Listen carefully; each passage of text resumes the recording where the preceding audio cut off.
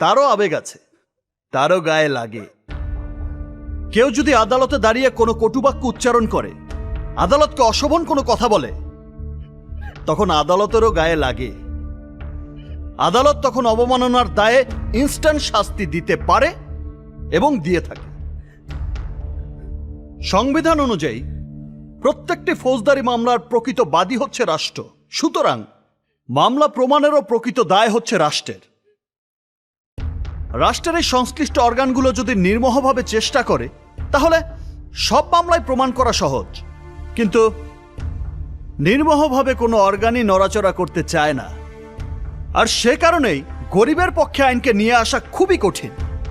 এটা আপনি আমি সবাই জানি, এটা ওপেন সিক্রেট। পক্ষান্তরে বিত্তবানরা টাকার জোরে আইনের স্বাভাবিক গতিকে তছতছ করে দেয়, আর এই সমস্ত গরিব মানুষের বিচারের বাণী নিভৃতে কেঁদে মরে। আমি কারো কোনো শাস্তি চাই না, আমাকে এখান থেকে যেতে দিন, আমাকে দয়া করে যেতে দিন।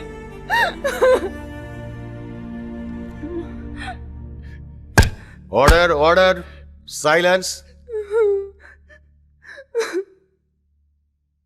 প্রসিকিউশন এবং আসামি পক্ষের আইনজীবীদের যুক্তিতর্ক ও সাক্ষ্য গ্রহণের মাধ্যমে এই অভিযোগ যথাযথভাবে প্রমাণিত না হওয়ায় আসামিদের বেকসুর খালাস প্রদান করা হলো।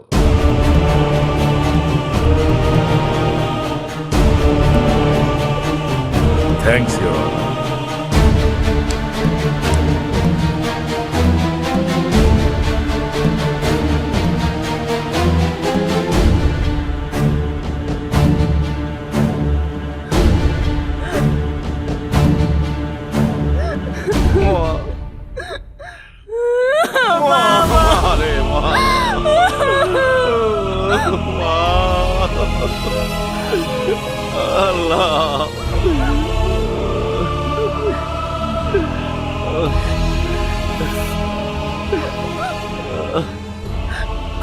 কইছিলাম না স্যার, পারবেন না।